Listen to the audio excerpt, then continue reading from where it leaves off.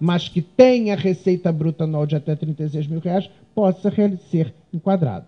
E aí faz sentido ser o artesão, o alfaiate, o barqueiro, o astrólogo, etc. Bom, e aí nós chegamos numa parte mais procedimental, que são as vantagens, né, que a lei complementar ela trata para os empresários, no caso. A primeira lei complementar no tocante à inscrição do empresário, da sociedade empresária, alteração de atos e baixa ou extinção do registro. Base legal, lei complementar 123, artigos 4º a 11, instrução normativa que eu disse 103 de 2007, a que adapta, sem dúvida, os procedimentos do registro de empresas à lei complementar 123 e as resoluções 2, 4 e 9 do Comitê Gestor da Rede SIM, que tratam especificamente do MEI. Aquilo que eu disse, e aí no slide está consignado, persiste a dualidade de registros. Mesmo para o microempreendedor individual, dependendo da situação, poderá ser junta ou registro civil de pessoas jurídicas. Não se atingiu plenamente o tratamento diferenciado. Questões divergentes na doutrina, como onde é feito o registro das cooperativas, não foram resolvidas, já que a lei sinaliza que, dependendo do caso, ou o enquadramento será deferido pelo registro civil ou pelo registro de empresas. Bom, importantes aspectos para a inscrição do MEI, de acordo com a resolução. Formulários simplificados, os requisitos não podem exceder aos do artigo 968 do Código Civil, gratuidade de despesas. A lei determina que são reduzidas a zero todas as despesas com certidões, taxas e emolumentos. Como eu disse, barateamento. A ideia é estimular ao máximo a legalização, né? E principalmente através de um sistema bem simplificado de tributos. Bom, e aí continuamos.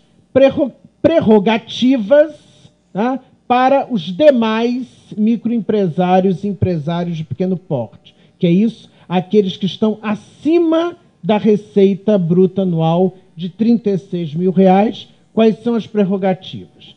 Dispensa de apresentação de certidões negativas por parte da sociedade, sócios e administradores para a constituição, alteração, extinção do registro. Isso é muito positivo.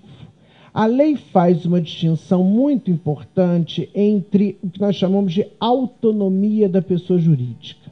Se a pessoa jurídica, e claro que eu estou falando de sociedade empresária, já que estamos falando em sócios administradores, a pessoa jurídica tem existência distinta dos seus membros. Então, situações pessoais, endividamento, restrições cadastrais, etc., não podem ser o entrave à constituição, à alteração ou à baixa do registro, né? Então, se nós formos numa base dogmática, isso é simplesmente a afirmação do Brocardo Universitas Stata Simples. A pessoa jurídica tem existência distinta dos seus integrantes. Logo, quaisquer restrições por parte de sócios, administradores ou da própria sociedade não impedirão a prática de atos registrários, mas também não isentarão essas pessoas de responsabilidade. Não se trata de nenhuma remissão, nenhuma novação de dívidas, absolutamente nada, permanecem integrais as responsabilidades tributárias, previdenciárias, civis, etc. Dispensa de vista de advogado no contrato não é nenhuma inovação. A antiga lei de 99 já dispensava essa exigência, por isso é importante mostrar que nem todas as prerrogativas são realmente novidades, né? E uma questão também que muitas pessoas não sabem é a certidão de inexistência de condenação criminal, que será substituída por declaração de desimpedimento. Não é nenhuma novidade, né? A própria Lei de Registro de Empresas, alterada, sem dúvida, em 2001, já prevê a chamada declaração de desimpedimento. Então, embora seja, vamos dizer, algo que foi incorporado à Lei Complementar 123, mas é apenas a reafirmação de algo que a própria Lei de Registro de Empresas já contém. Por isso que é bom distinguir o que realmente vem de modo inédito, como que, na verdade, a repetição do que está em leis especiais. Em relação à baixa do registro, Alguns pontos importantes. Sabemos que, para os empresários em geral, a questão da inatividade ela é regulada pelo artigo 60 da Lei 8934, a chamada empresa inativa há mais de 10 anos. Né? A inatividade que permite, inclusive, o cancelamento do registro e a perda da proteção ao nome empresarial. Então, a regra geral, para fins de caracterização da inatividade, é a do artigo 60 da Lei 8934 de 94. Mas, para microempresários e empresários de pequeno porte, esse prazo de inatividade é drasticamente reduzido para 3 anos. Aí sim, foi reduzido mais. O prazo era de 5, antes da lei complementar, caiu para 3. Tá? Então, houve realmente uma redução para permitir a chamada regularização da baixa do cancelamento. O que acontece? Nós verificamos que os números de sociedades, né, existentes, sociedades legalizadas, ele é absolutamente fora da realidade. Porque as pessoas elas até são estimuladas à Constituição, mas elas não são estimuladas à baixa, por quê? Por causa da questão das certidões negativas. Então, a ideia é que, o mais rápido possível, essas pessoas possam regularizar a situação e, sem dúvida, acabar com a personalidade jurídica e encerrar formalmente a sociedade. Então, a sociedade empresária. Então, uma política legislativa de reduzir o tempo necessário para a baixa, vamos dizer, livre, a baixa autorizada, sem nenhum ônus para os sócios. O que eu chamo de uma baixa... É claro que eu posso dar baixa com 6 meses, 7 meses, mas eu vou ter que apresentar as certidões. Vai ser uma baixa com ônus. Né? Então, essa baixa que eu chamo de baixa livre ou baixa sem ônus. O que é inatividade para o microempresário e empresário de pequeno porte? É a falta de movimentação de recursos, não há mutação patrimonial nem atividade operacional por mais de 3 anos. Lembrando que, regra geral, para quem está fora do regime de MEPP, é de 10 anos.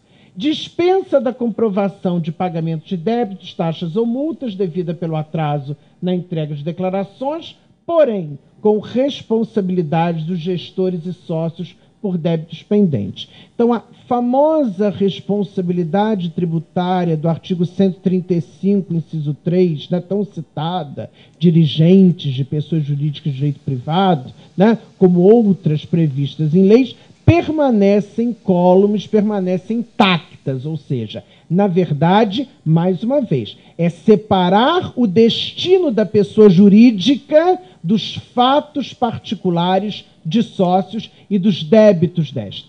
Então, eventual dissolução irregular do ponto de vista de débitos, não do ponto de vista registrário, eventual dissolução irregular, sem dúvida, vai acarretar medidas contra os sócios. Agora, claro que não se tratará de desconsideração da personalidade jurídica, porque a baixa já foi feita.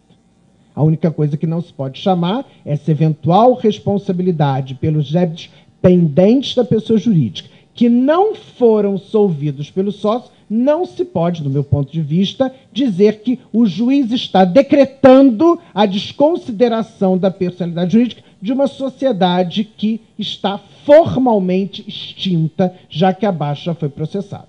São responsabilidades que decorrem de lei, como a responsabilidade dos sócios, no caso, por violação à lei ou contrato, que o STJ tem afirmado que é de natureza subjetiva.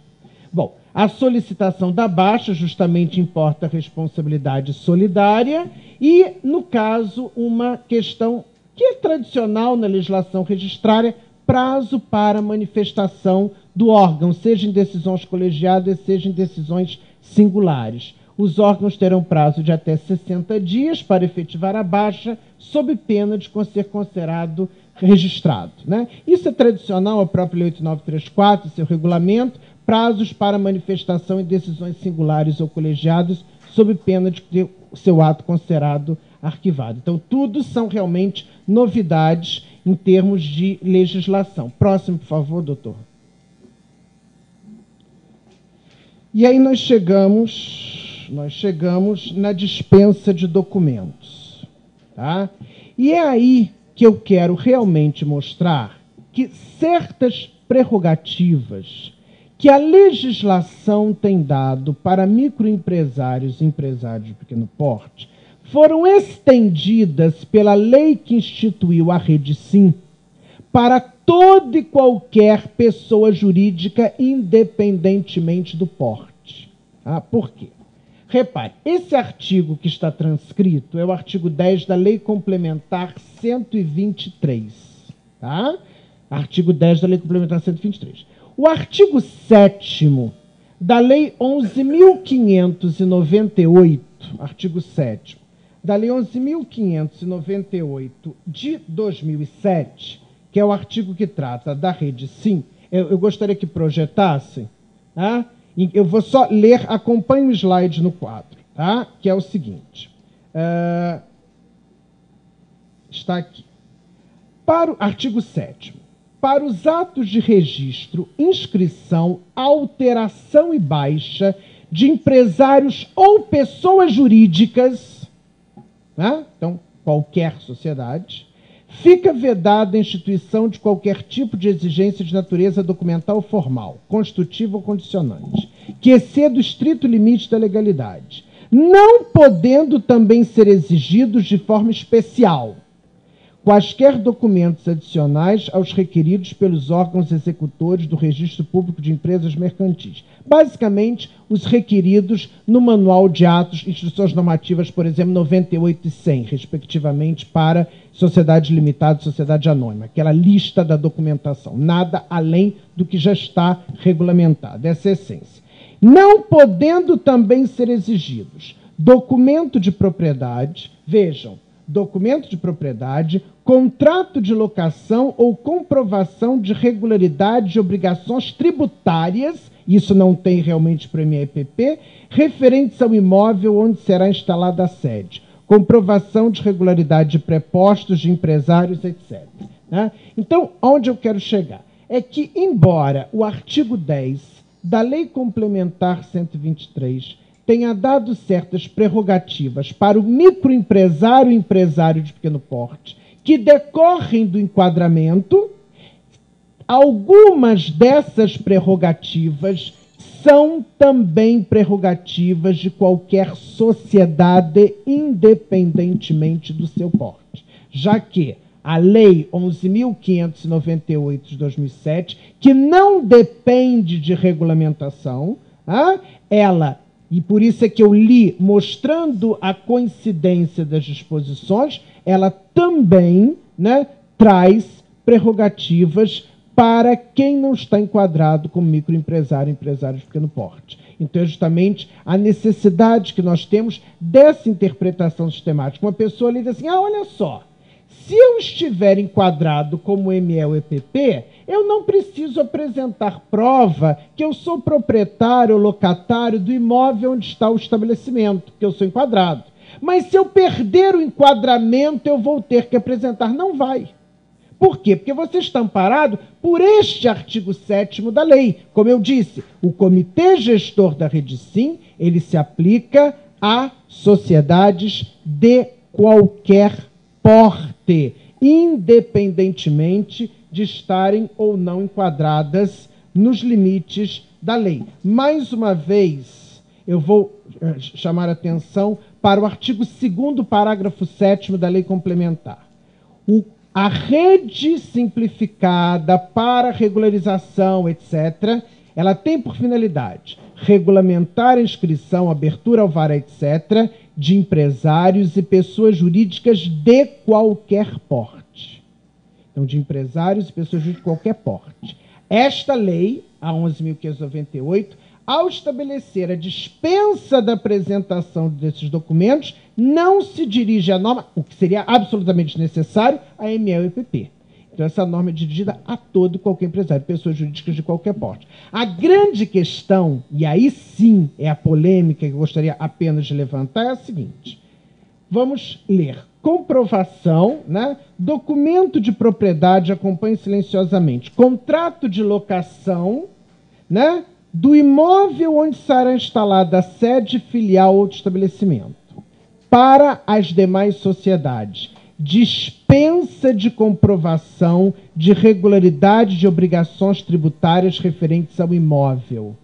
Então, uma sociedade limitada, de grande porte, não pode ser exigido dela regularidade de IPTU, por exemplo, porque ela está amparada pelo artigo 7º da Lei 11.598. O que mostra que é o seguinte, é que nós devemos consultar as duas legislações. Se nós quisermos, obviamente, não premiar o IPP, claro, mas se nós quisermos falar em registro de sociedade, independentemente do porte, os dois artigos são muito importantes. Mas lembrando que é uma lei que já está fazendo 2 anos e que é auto-aplicável, 11.598.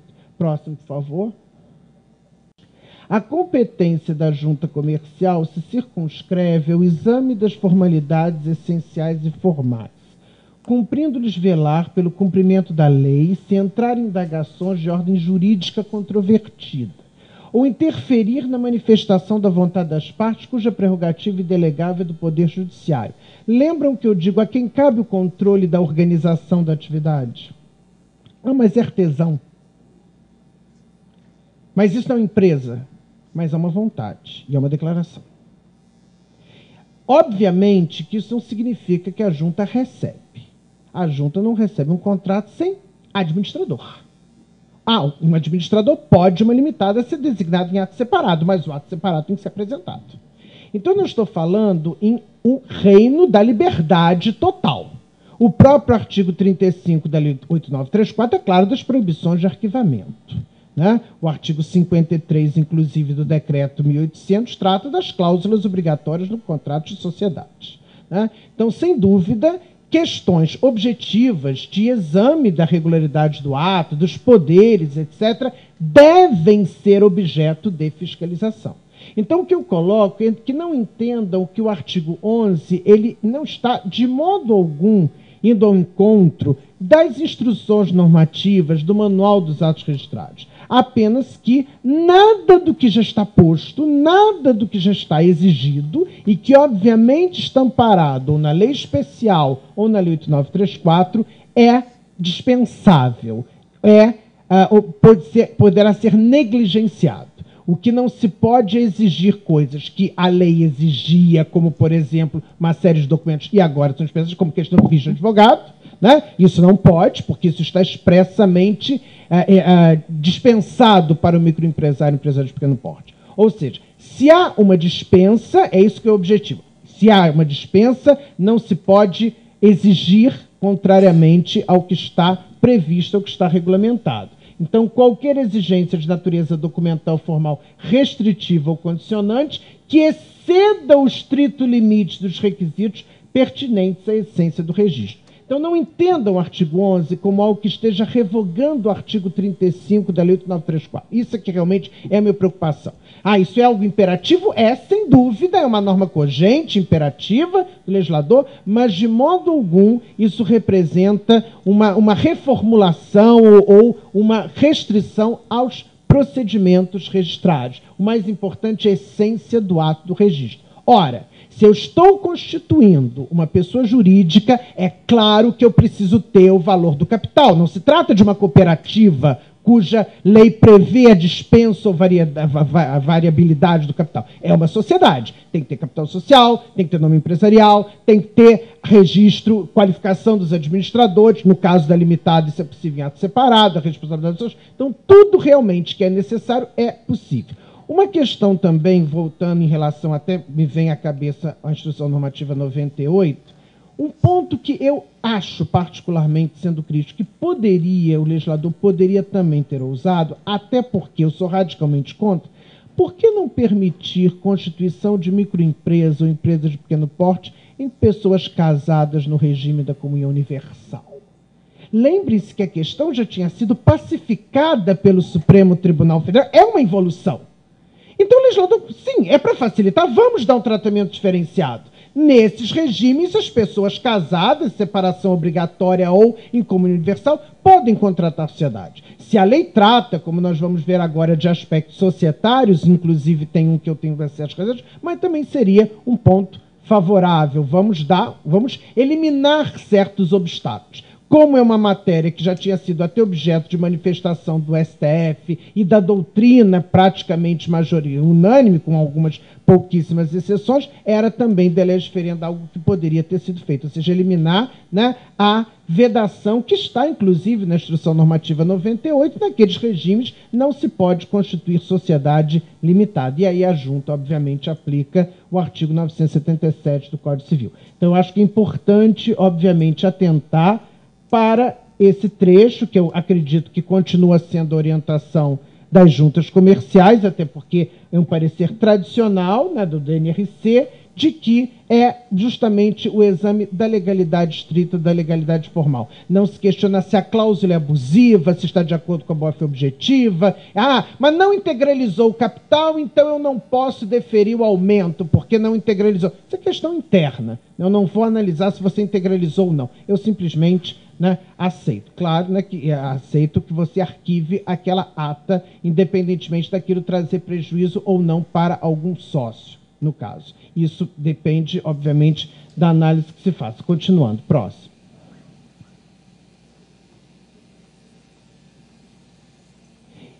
Bom, aí a questão do empreendedor individual de responsabilidade limitada é um dispositivo que foi vetado, tá? E, na verdade, seria algo bastante positivo na lei, mas o legislador, ele, ao redigir o dispositivo, o artigo 69, ele esqueceu, a meu ver, de excluir as obrigações tributárias. E ao deixar de excluir as obrigações tributárias, o legislador, no caso, ele acabou ensejando o veto presidencial. Bom, que é isso? O artigo 69. O artigo 69 da Lei Complementar, ele trata da figura do empreendedor individual de responsabilidade limitada. Nós sabemos que, tradicionalmente, os empresários, né, eles têm responsabilidade ilimitada. Né? Isso é algo tradicional no direito brasileiro, vários países, Portugal, por exemplo, desde a década de 80, desde 1986, já tem a figura do empresário de responsabilidade limitada, Alemanha, 81, França, 85, Portugal, 86, entre outros. E o legislador utilizou a Lei Complementar 123 para introduzir essa figura desde que o indivíduo fosse enquadrado como microempresário ou empresário de pequeno porte, para estimular o enquadramento e adesão ao Simples Nacional. Bom, qual é o problema que gerou o veto?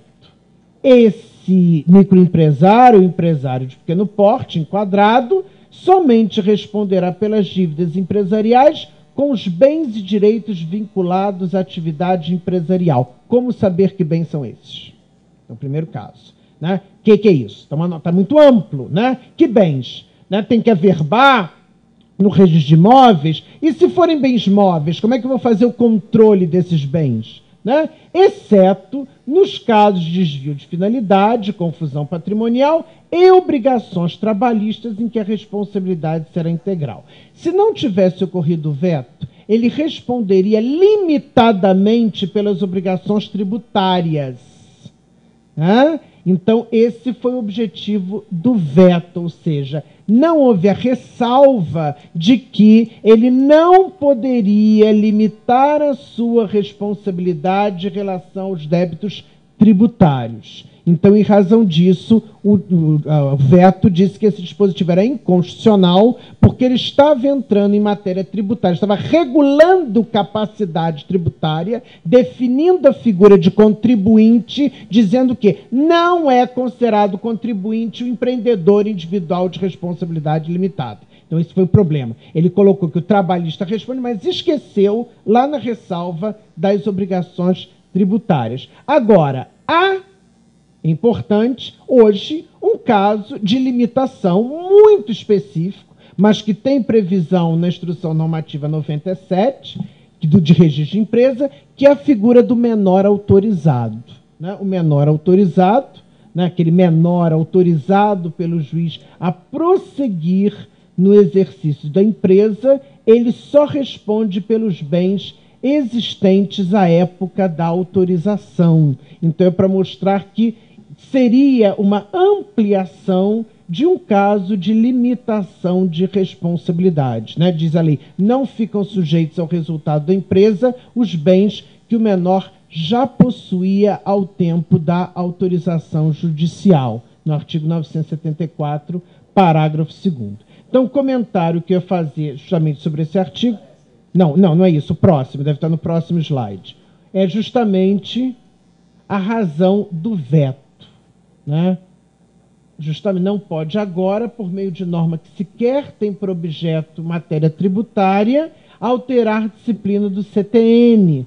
Tal pretensão afigura-se de todo inoportuna, podendo até ser coimada de inconstitucional, né? Na relação tributária, que é o que interessa para fins de veto, verifica-se uma primeira análise a ocorrência de afronta ao texto constitucional. Por quê? Porque cabe à lei complementar estabelecer normas gerais em matéria de legislação tributária, especialmente sobre contribuintes, né? Então, essa lei, a lei, embora seja uma lei complementar, não pode alterar a definição de contribuinte. Ela pode estabelecer um sistema diferenciado, simplificado de tributação.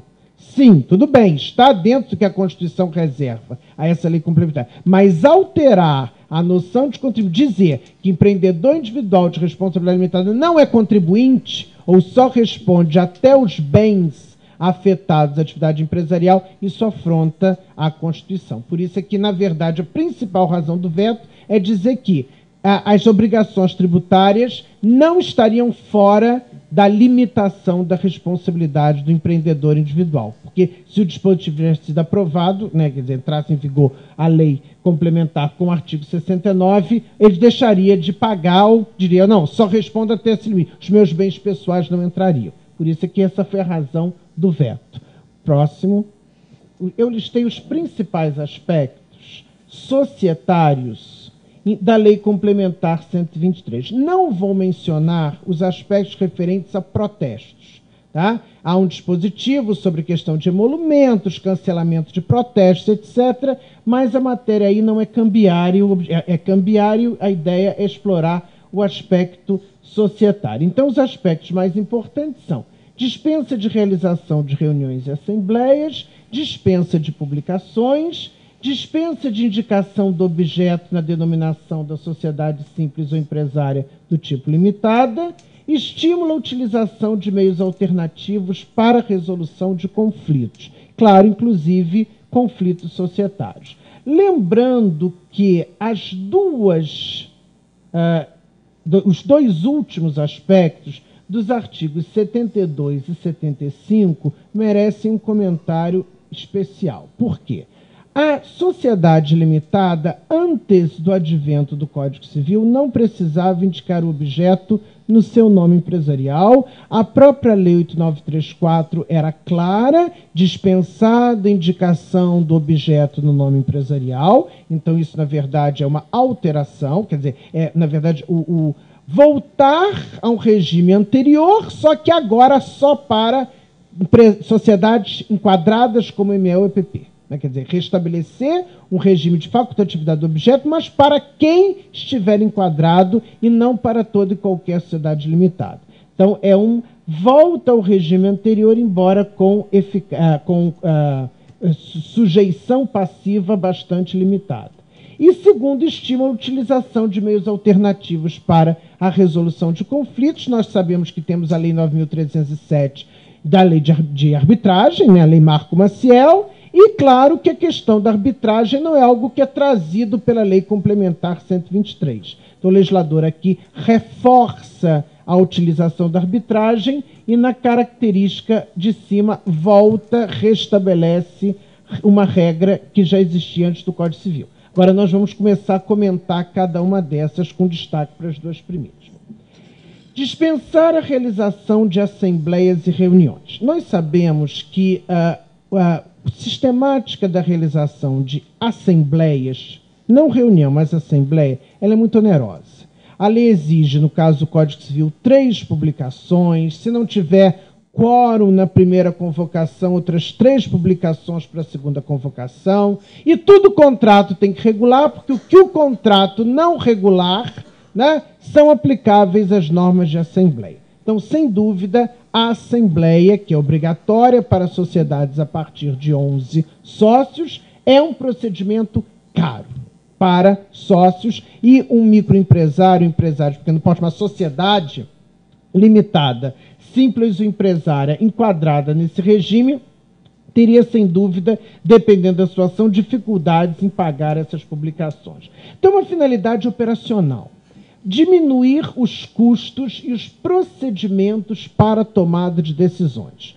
Como algumas decisões não podem ser outorgadas aos administradores, exemplo, alterar o estatuto, decidir sobre destituição de liquidantes, sobre pedido de concordatos, ou prestação de contas, aprovar balanço, etc., como existem algumas decisões que não podem ser administrativas, esse procedimento de tomada de decisão ele deve ser mais rápido e menos oneroso para a sociedade. Até isso é bastante louvável, isso está dentro do espírito do artigo 179. Tratamento favorecido, simplificado e diferenciado para ME ou EPP. Agora, primeira coisa: não elimina a obrigação de arquivamento das atas no registro público de empresas. É, na verdade, dispensa de realização de assembleias ou reuniões. Decisão terá, documento escrito terá, que deverá ser levado a arquivamento. Então, não confundam dispensar a deliberação da decisão. Decisão tem que haver e vai ser publicizada pela forma de arquivamento. Também, essa dispensa não impede o questionamento da decisão através de recurso ao Poder Judiciário. Tá? Então, o sócio que se sentir prejudicado poderá recorrer ao Poder Judiciário questionando a validade da deliberação e outro aspecto. Então, eu trago uma questão para reflexão. O artigo 179 da Constituição, que já foi lido aqui, prevê que será dispensado tratamento jurídico diferenciado às microempresas, empresas de pequeno porte, e aí eu transcrevo: pela simplificação de suas obrigações administrativas, tributárias, previdenciárias ou creditícias, ou pela eliminação ou redução dessas. Então vem a pergunta: a dispensa de assembleia ou reunião, mantida a obrigação do arquivamento, é a eliminação de uma formalidade administrativa? Eu acho que não. Reunião, assembleia não é uma formalidade administrativa. Eu digo administrativa por quê? Porque não é tributária, não é previdenciária, não é creditícia, óbvio. Né? Então não é simplificação de uma obrigação administrativa, é uma obrigação societária que decorre de lei. Seja da Lei 6404, seja no caso do artigo 1071 do Código Civil, que trata as matérias sujeitas à deliberação no caso de sociedade limitada. Então, não é nem eliminação, nem atenuação de uma formalidade de nenhuma dessa natureza. Próximo, por favor. Então, isso já é uma primeira constatação. As decisões passam a ser substituídas por deliberação representativa de pelo menos 51% do capital social. Por quê? Primeiro número inteiro superior à metade do capital social. Então, não é maioria, não é 50,01, é 51%. Porque, né, acima de 50, o primeiro número inteiro, mais da metade, 51%. Isso altera, sem dúvida, as regras sobre quórum do Código Civil. Quando o Código Civil prevê quórum superior à maioria absoluta, nas hipóteses de quórum de 2/3 e 3/4. 2/3, por exemplo, para se aprovar administrador não sócio, estando o capital integralizado. Por exemplo, é um quórum lá do artigo 1061. O administrador, não integrando o quadro social, deverá ser aprovado por quórum de 2/3 no mínimo, estando o capital integralizado. Isso passa a ser, né, uma dessas hipóteses, cai para 51%. E as hipóteses clássicas do artigo 1076, inciso 1, o quórum de 3/4. Dissolução, incorporação, fusão, alteração do contrato social, as hipóteses que exigem quórum no mínimo de 3/4. Então, a alteração de regras de quórum, quando esse quórum é de 2/3 de 3/4, né, ou até mesmo de unanimidade, o que causa realmente uma situação até para nossa reflexão, se o Código exige a unanimidade do capital social para aprovação de um administrador não sócio, quando o capital não está integralizado, e agora elas serão substituídas por deliberação de 50% do capital. Uma questão também que eu acho interessante, a mudança de nacionalidade da sociedade depende da unanimidade. Eu não estou falando da estrangeira, estou falando a brasileira. Que quiser, eu não estou dizendo que uma EPP não possa mudar de nacionalidade. Claro que não, é uma pessoa jurídica, uma cidade brasileira, constituída no Brasil, aqui com sede, que tem enquadramento como EPP, por exemplo. Então, a mudança de nacionalidade, cujo requisito tradicional, desde a época do famoso Decreto-Lei 2627, mantido pela Lei das SE, o requisito da unanimidade, aqui cai para 51% do capital. Ou seja, todas as hipóteses de quórum de unanimidade, 2/3 ou 3/4, caem aqui para 51% do capital. Bom, então já é alguma coisa realmente que, se nós formos verificar, não é um tratamento favorecido, diferenciado, simplificado. É algo, né, que está muito além do que um simples tratamento, mexer em quórum. Né? Mexer em quórum, inclusive quando a lei prevê quórum de unanimidade, já que não ressalva para isso, para a questão de quórum. Então eu coloco o seguinte, primeira situação, nenhum sócio tem o percentual mínimo exigido em lei. Se nenhum sócio tem percentual mínimo exigido em lei, haverá uma deliberação. Eu estou colocando deliberação exigindo 2 ou mais pessoas. A lei diz deliberação representativa do primeiro número superior à metade do capital social. Pelo menos 2 pessoas vão se unir. Então eu pergunto, há necessidade da convocação dos demais sócios? Há direito de voz para os minoritários? Por quê? Porque eu acho o seguinte, não podemos ser tão superficiais. Nós temos uma série de questões societárias que o dispositivo não esclarece. Não convoca reunião assembleia, dispensa da realização de reuniões ou assembleias. Mas se uma pessoa sozinha não tem os 51%, mas 2 têm, então elas vão ter que se reunir. Eu pergunto, caso elas venham a se reunir, eu pergunto, nesse encontro, nessa reunião, é preciso que os demais sócios participem? Os demais têm direito de voz? Convoca ou não convoca? Você pode dizer, não convoca. Eu telefono para você, nós combinamos, nós decidimos, porque nós temos 51% do capital. A rigor, eu não preciso ouvir o que os minoritários têm, porque é uma prerrogativa que decorre do enquadramento como ME ou EPP. Então são questões também que eu acho que não são esclarecidas pela lei. Fala em deliberação.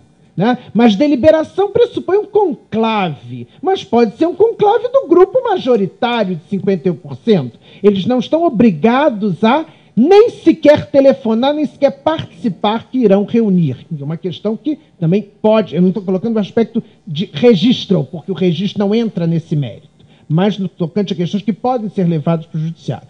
Eu acho que a lei ela não pode criar situações que estimulem litígios. Isso é um tipo de norma que, sem dúvida, estimula litígio, porque ela acaba reforçando a ideia, o majoritário é o dono da sociedade. Então, toda aquela ideia de se você procurar separar a propriedade das cotas da propriedade da sociedade, que na SA é um corolário, distinguir o controle da propriedade das ações, aqui, na verdade, você unifica. A propriedade das cotas acaba sendo sinônimo da propriedade da sociedade, num movimento de unificação e não de separação, como foi a ideia do Código Civil. Então, a situação 2 é pior ainda. Alguns sócios, por acordo de votos, por exemplo, acordo de cotistas, por exemplo, para uniformizar o voto, são titulares de cotas que representam 51% ou mais do capital. Então, eles não tomam deliberações. É uma decisão individual ou do grupo. Eliminação, aí sem dúvida, da participação dos sócios nas deliberações, ainda que o Código Civil lhes assegure o direito de voto. Nós criamos uma figura esdrúxula, o sócio que tem cota, mas não vota. A cota sem direito a voto quando a lei lhe garante o direito de voto. Por quê? Porque não há reunião, não há assembleia. Poder-se dizer, mas para quê? Ele vai perder? Sim. mas não é por isso que nós vamos dizer que ele não tem direito a voto, que ele não possa participar, que ele não possa discutir. Então você acaba nessa situação do sócio majoritário do grupo dizendo o seguinte, olha, não há reunião, não há deliberação. Ou eu chamo o meu grupo e decido, informalmente, e comunico a vocês, ou então vocês simplesmente nem apareçam, porque eu simplesmente redijo um documento, digo, olha, assino, a lei diz quantas assinaturas bastem para validade a deliberação, encaminho arquivamento. Do ponto de vista registrado, está perfeito. Tem o quórum, é uma prerrogativa da MPP. Mas eu pergunto, onde fica a questão do voto? A grande reflexão é, isto é tratamento simplificado, diferenciado, favorecido? Será que isso extrapola o limite do artigo 179? É um fato novo. Eliminar o voto. Não há a deliberação. Eu posso não fazer a deliberação. Bom, próximo. Então, vem também outras questões importantes. Então, veja, o sócio majoritário pode, por exemplo, alterar o contrato social, ele precisaria de 3/4, mas agora, como é MPP, ele tem apenas 51%. Decidir sobre a dissolução da sociedade, claro, vai ter que pagar com os ônus, óbvio, sua incorporação, aprovar as contas dos administradores sem que essas matérias sejam deliberadas, discutidas. Então, se o voto é proporcional ao valor das cotas, em tese, porque essas cotas não votam. Vamos supor que eu tenha sócios que tenham 49% numa situação drástica. 49% não participa da vida da sociedade, porque não haverá deliberação. Isso a lei. Quais as soluções para o sócio minoritário? Numa análise extremamente legalista, criticando, mas para não polemizar, eu acho que, bom, em primeiro lugar, há todo um raciocínio em virtude da própria essência do contrato social e da sua função social. Até que ponto esta prerrogativa extrapola os limites da lei complementar do artigo 179. É tratamento favorecido eliminar o direito de voto? Até que ponto? Você está indo no voto, o direito político do sócio. Será que eliminar custos é a melhor solução para eliminar custos? É uma questão de premissa, até da própria teleologia, o âmbito da lei. Quais as soluções que ele teria? Numa análise extremamente legalista, exercer o seu direito de recesso, o que não é para ele nada vantajoso, no caso, mas pode ser ele não ter mais oportunidade de decidir, de opinar dentro da sociedade. Cessão de cotas, ou seja, ao invés de ser reembolsado pela sociedade, transferir suas cotas para terceiro, ou questionar a validade da deliberação, não o quórum, mas a validade da deliberação, aí sim, inclusive responsabilizando aqueles que ajustarem deliberações nos termos do artigo 1080. É o que eu digo, a deliberação única, ela traz também uma responsabilidade, a faca de dois gumes. Aqueles que ajustarem deliberações contrárias à lei ou contrato respondem ilimitadamente, como está previsto no artigo 1080. Então, isso é, sem dúvida, um dispositivo que não pode ser olvidado.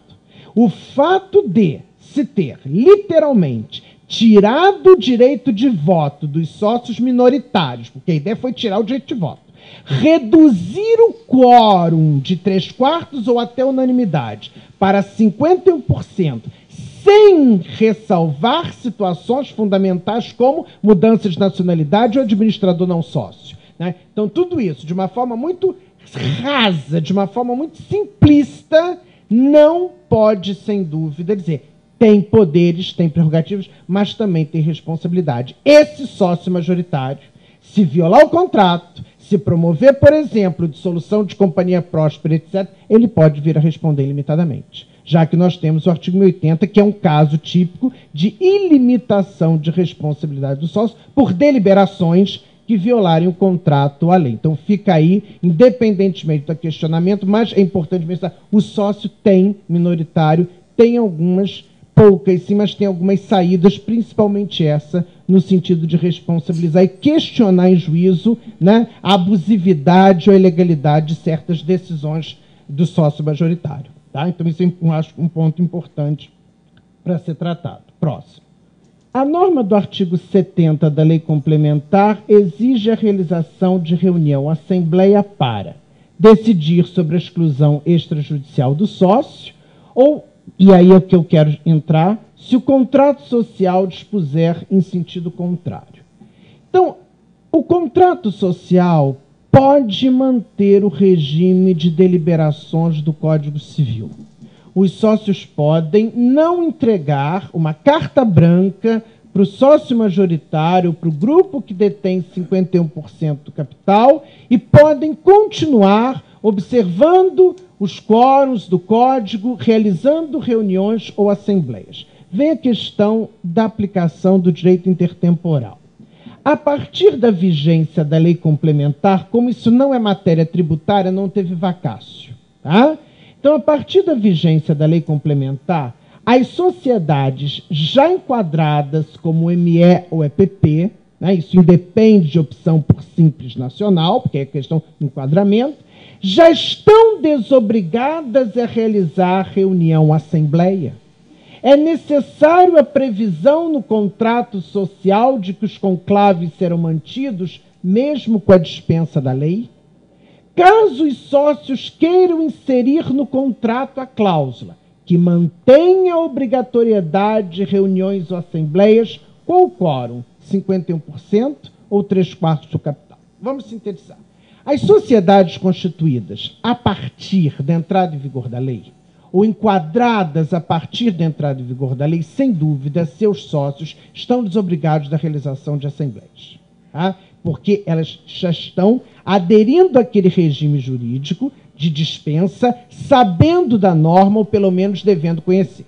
Então, a manifestação em sentido contrário tem que estar prevista. Queremos o regime do Código Civil, não aceitamos o regime da lei complementar. Mas e aquelas sociedades que já estavam enquadradas como EPP, e a lei diz, olha, não precisa mais realizar reunião assembleia.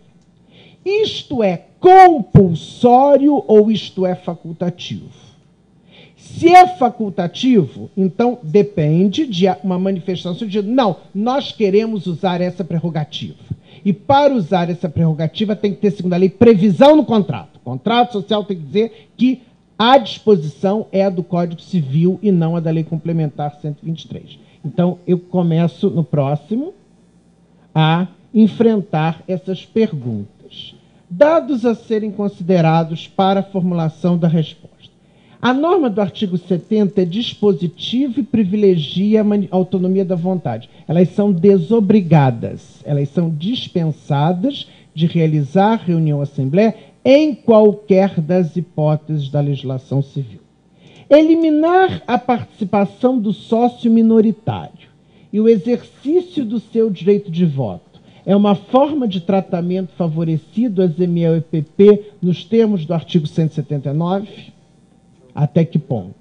Que prejuízos pode ter a sociedade ou sócio majoritário se deixar de realizar reuniões ou assembleias?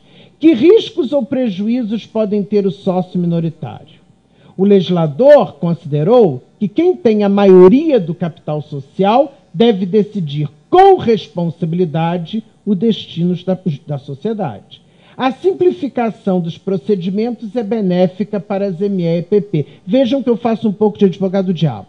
Eu trago argumentos pró e argumentos contra, né? Mostrando que não é uma questão que você possa ter um único viés. Não, não precisa realizar assembleia ou reunião. Tem que ser rápido, tem que ser objetivo, tem que ser prático. Mas até que ponto isso entra no voto, na participação? Que riscos isso pode ter de prejuízo para o minoritário?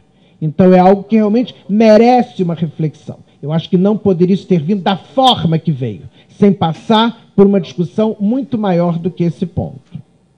Bom, próximo. E aí eu caminho para a nossa opinião, que é a seguinte.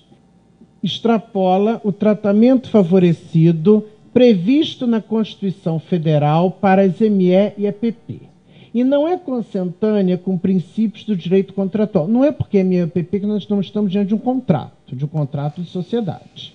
né, como função social do contrato, plano interno, relações entre os sócios, eliminando a possibilidade de manifestação da vontade do sócio e o exercício do direito de voto. Não voto. O Código Civil dispensa a realização de reuniões em assembleias quando os sócios decidirem sobre a matéria da competência do órgão deliberativo e reconhece também a validade das decisões quando se declararem cientes do dia, hora, local e assunto dos conclaves. Eu faço uma análise que é a seguinte. Esse artigo 70 ele é casuístico. O objetivo não é eliminar custos. O objetivo é reduzir o quórum. Por quê? Porque o Código Civil diz o seguinte: dispensam-se as formalidades de convocação quando os sócios se declararem cientes do dia, hora, local e ordem do dia da reunião assembleia. Então, dizer que, porque isso para qualquer reunião assembleia, qualquer número de sócios. Então, dizer que, porque tem que publicar, porque é muito caro, etc. Não, o Código Civil dá janelas. É possível pegar do sócio a ciência prévia de que, olha, estou ciente que naquele dia vai ser reunião essa matéria. E aí as formalidades de convocação são dispensadas. Então, partir do pressuposto de que toda limitada a partir de 11 sócios não tem como deixar de fazer 3 publicações, é uma premissa falsa. Por quê? Se a Assembleia reunir a totalidade dos sócios, é considerada regular. Se os sócios se declararem cientes do dia, hora, local e assunto, também é considerada regular. Então, na verdade, a ideia não é simplificar, baixar os custos, porque o Código Civil tem uma norma no sentido de que a dispensa das publicações é importante, inclusive para as assembleias e reuniões, não, independentemente do número de sócios. Então, vem o próximo dizendo o seguinte, que, na verdade, o objetivo é casuístico. O objetivo não é reduzir custos, porque eu não tenho nenhum custo se o sócio disser, estou ciente, ainda que seja por e-mail, ainda que seja por fax, estou ciente que a reunião é dia tal. O objetivo é casuístico, é reduzir o quórum para as matérias previstas no artigo 1076, inciso 1, que é de 3/4, que foi muito criticado, porque antes do Código Civil era a maioria, já que o decreto 3.708 era omisso, aplicava esse princípio majoritário, notadamente a alteração do contrato social e eliminar qualquer discussão em conclave dos sócios, eliminar qualquer participação dos sócios, o que não tem nada a ver com o objetivo de ML-EPP. Conclusões, bem sintéticas. Para as sociedades já constituídas, o regime de decisões majoritárias não é autoaplicável e pode ser escolhido pelos sócios em alteração contratual pelo quórum legal. As sociedades já constituídas não são obrigadas a aderir. É preciso que os sócios se manifestem pelo quórum legal. Queremos eliminar reunião assembleia. Queremos dar uma carta em branco para o sócio majoritário. Esse sócio não se pode arvorar que a lei lhe deu essa carta em branco. As ML-EPP constituídas na vigência da lei complementar deverão manifestar em seus contratos, sim, a opção pelo regime de deliberações do Código Civil. Do contrário, terá aplicação o regime das decisões majoritárias. Então, na verdade, isso é feito ex nunc, no caso, dali para frente. Não atinge obrigatoriamente as sociedades já constituídas. Os sócios não podem ser obrigados, pelo fato de já terem sido enquadrados, a eliminar, ter o seu direito a voto eliminado por força de lei. Então, isso eu acho que é uma questão que deve ser objeto de reflexão, principalmente a pergunta é um tratamento favorecido? Está dentro do espírito da lei eliminar o direito a voto? Reduzir um quórum de unanimidade para 51%? O interessante, em qualquer das hipóteses previstas na legislação civil, ainda que seja para mudança de nacionalidade, por exemplo. Dispensa de publicações. Isso é um outro ponto também que eu acho que muito interessante, ponto de vista bastante prático, mas com uma falta de, vamos dizer, de um feeling, de uma sensibilidade, realmente. Os empresários e sociedades empresárias, enquadrados como ML-EPP, ficam dispensados da publicação de qualquer ato societário. Em primeiro lugar, empresário não tem ato societário. Né? Empresário não tem ato societário, empresário na sociedade. Então, na verdade, a sociedade fica dispensada de um ato societário. O empresário individual fica dispensado das publicações que a lei exigir para ele, empresário individual. Então, na verdade, já começa uma redação um pouco atécnica nesse aspecto, parcialmente atécnica, porque empresário individual não publica ato societário. Então, uma firma individual, um empresário individual registrado como MPP, ele não publica ato societário, ele publica um ato que a lei determina que não basta o arquivamento, como, por exemplo, o contrato que tiver por objeto trespasse do estabelecimento, que a lei exige que seja arquivado e publicado para qualquer empresário. Então, lê-se que esse qualquer ato societário seria ato cuja publicidade seja determinada por lei para qualquer empresário, independentemente de ser pessoa física ou jurídica. Finalidade da medida, sem dúvida, eliminar custos com a publicação, que é a mesma coisa das assembleias, que, a meu ver, esconde, na verdade, o objetivo da redução do quórum, porque você pode perfeitamente eliminar esses custos colocando ciência prévia das reuniões ou assembleias. Medida louvável, eliminar custos com publicação, dentro dos objetivos do tratamento diferenciado. Questão. Continuam em vigor as disposições sobre arquivamento de documentos, porque a dispensa é de publicação, como eu disse, e registro do ato constitutivo, bem como de extinção da firma individual ou da pessoa jurídica. A lei dispensa a etapa da publicação, mas não dispensa a etapa do arquivamento. O fato de dispensar uma assembleia ou reunião não dispensa a decisão reduzida a termo e arquivada no órgão competente, como também a dispensa da publicação. E aí vem uma questão para reflexão, que é a seguinte: se a Lei Complementar 123 de 2006 dispensa a publicação de qualquer ato societário, como o terceiro terá conhecimento do ato para exercer direitos subjetivos ou potestativos se não houve publicação? Com o arquivamento do ato, ou seja, como o terceiro exercerá direitos, se não houve publicação e se o prazo é contado da publicação? Então, como solucionar esta, que a lei é muito superficial, dispensa a publicação, tudo bem, só que, e os prazos que são contados da... não existe, não, existem, vamos ver. Vamos ver, então, como isso se dá. E os prazos cujo termo acóflue da data da publicação passam a fluir da data do arquivamento? Aplica-se o disposto na lei, no artigo 36 da Lei Registrária 8934 e 1151, ou seja, se requerido dentro do prazo de 30 dias, retroage a data da lavratura, efeito ex tunc.